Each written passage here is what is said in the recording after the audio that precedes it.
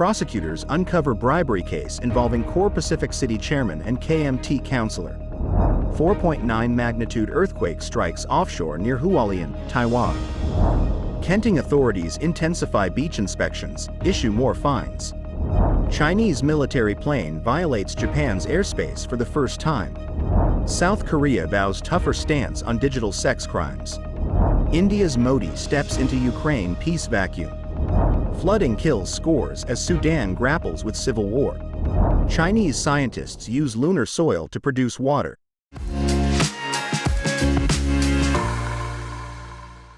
Hello, I'm Johnny. Thank you for joining us on Funday News. It's Thursday, August 29th, and here are your top stories.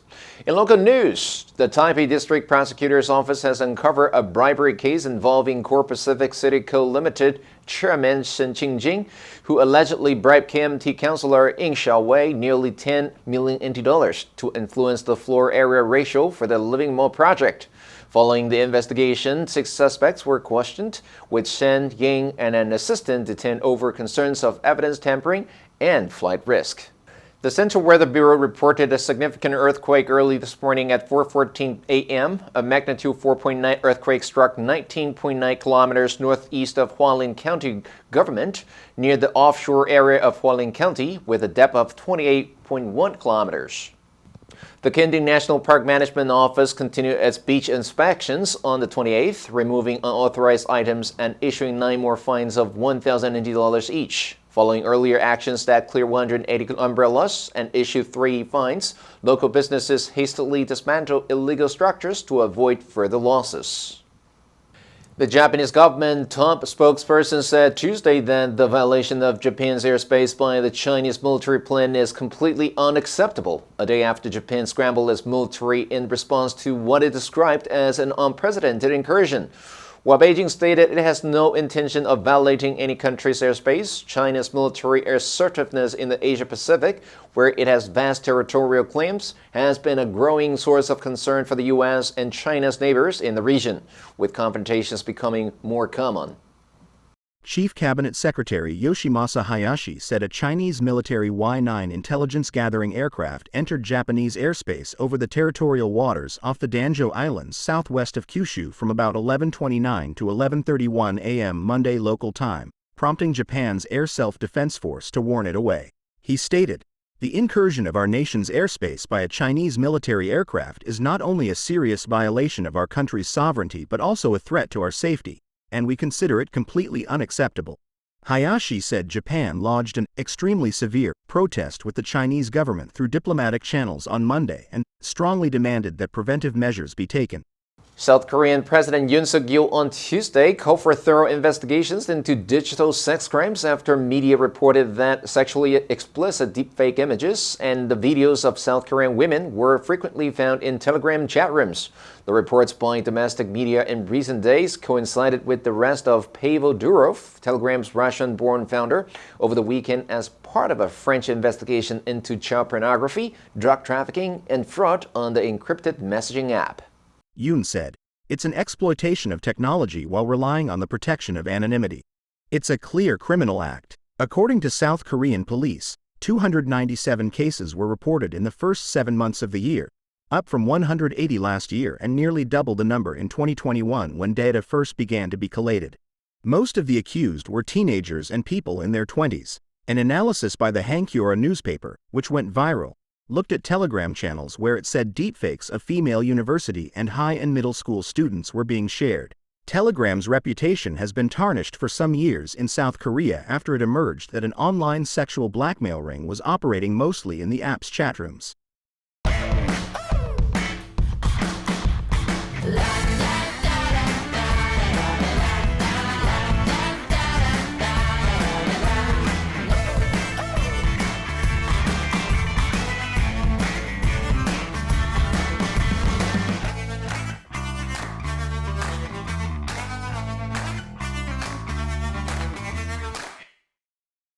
Ukraine scored victories both on and off the battlefield last week, with Kyiv securing a long-sought visit by Indian Prime Minister Narendra Modi against the backdrop of its evolving offensive into Russia's Kursk region.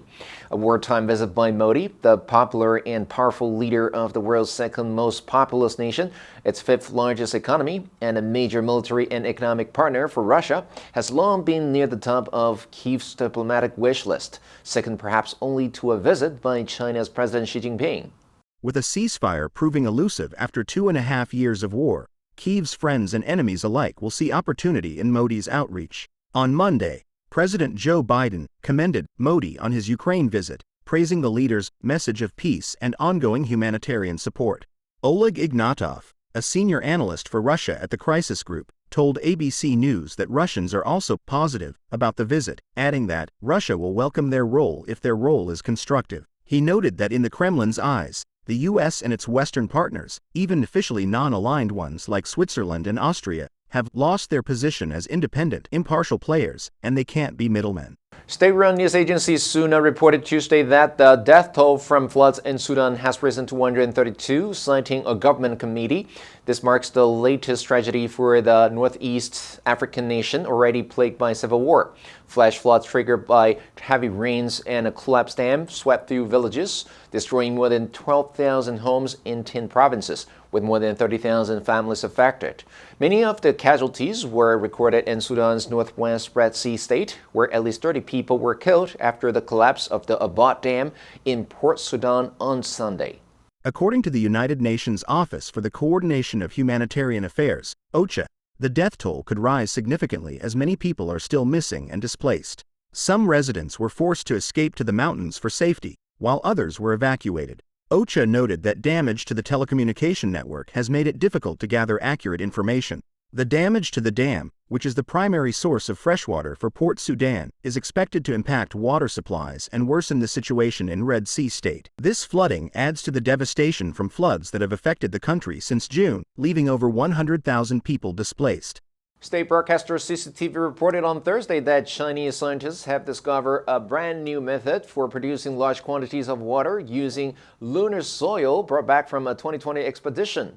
In 2020, China's Chang'e 5 mission marked the first time humans had retrieved lunar samples in 44 years. Researchers from the state-run Chinese Academy of Sciences found that the minerals in this moon soil contain large amounts of hydrogen, which reacts with other elements when heated to very high temperatures, producing water vapor. The discovery could have significant implications for China's decades-long project to build a permanent lunar outpost, amid a U.S.-China race to explore and mine the moon's resources. NASA head Bill Nelson has repeatedly raised concerns about the rapid advances in China's space program and the potential for Beijing to dominate the most resource-rich locations on the moon. Using the new method, 1 metric ton of lunar soil can produce about 51 to 76 kilograms of water, equivalent to more than 500 milliliter bottles or the daily drinking water consumption of 50 people.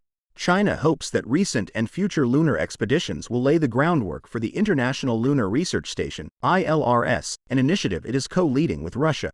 The answer for yesterday was C, curb.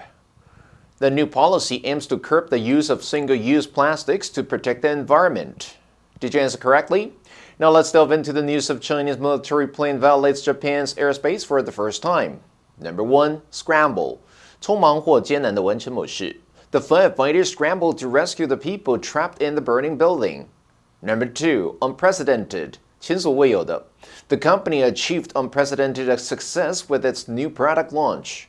Number 3, incursion. 突然入侵或侵略. The village was on high alert after reports of an enemy incursion in the area. Next, we have a multiple choice question for everyone to practice. Which answer would you choose? You can write your answer in the comment section. The correct answer will be announced tomorrow. And that's all for today's Funday News. Be sure to tune in to Funday News from Monday to Friday and click the link below to join Funday for free. I'm Johnny Wu, your host. I'll see you next time.